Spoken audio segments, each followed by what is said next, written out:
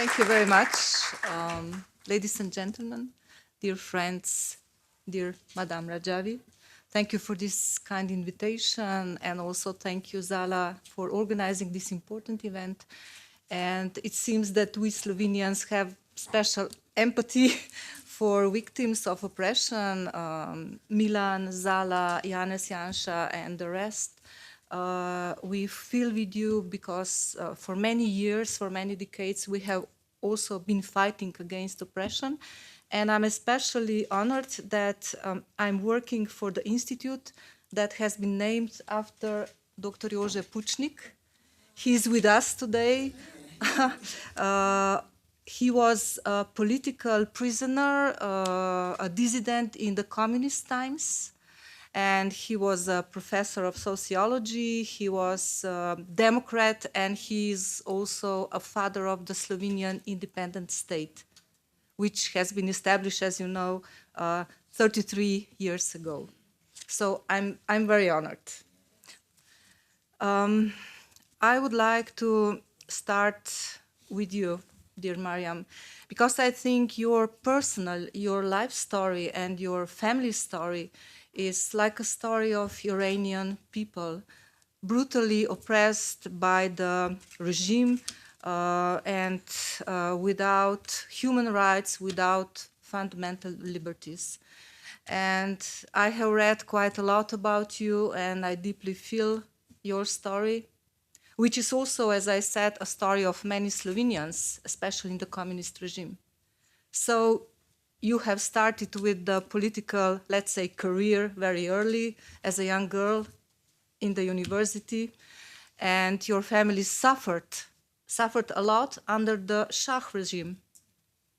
Your sisters were killed. One of them was pregnant with a baby. They tortured her and they murdered her. And also your brother-in-law was murdered, and your own brother was imprisoned and tortured. And many Iranian families have the same or very, let's say, story. Yeah. And we feel this pain. So you continued your political career. You were a candidate in 1980 at the elections, but they were huge frauds. We know now how is this electoral frauds in Venezuela, etc. And then you started to lead this resistance organization, which is now a huge organization, very important, National Council of Resistance of Iran. Immediately as you started the leadership, you put women first, and this is important. As you said, dear Doreen, women are the power. They are the power. They are changing the world. We are changing the world. And we start with within our families. It's always like that. Yeah.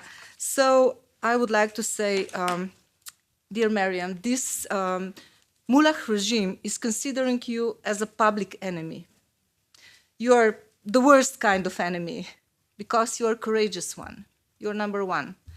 And they are terrified about your successes, terrified about your leadership, about your international recognition. We all have seen today that you are very popular among your people. And they want to restrict the resistance movement. They threat you. They want to block you. But I think this is my deep conviction that nothing can stop the will of the nation. Nothing can stop that, especially if women are so brave as you. And that's why I deeply stand with you and with all the women of Iran and all the girls of Iran and all the youth of Iran and all the people that fight against this deeply undemocratic, theocratic dictatorship. I would like to conclude that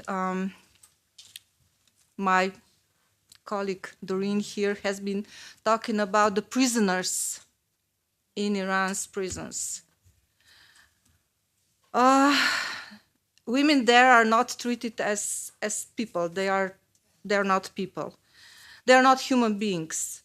They face violations of human rights. They face all kinds of horrific things every day, on daily basis. So their human dignity is crushed into dust. But yet, the Iranian women remain resistant, demand justice. They advocate for the release of detained protesters.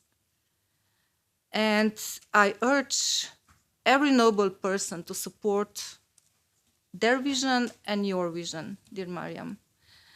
And I would like to conclude with a sentence that I read today during today's protests of teachers of Iran in front of the parliament.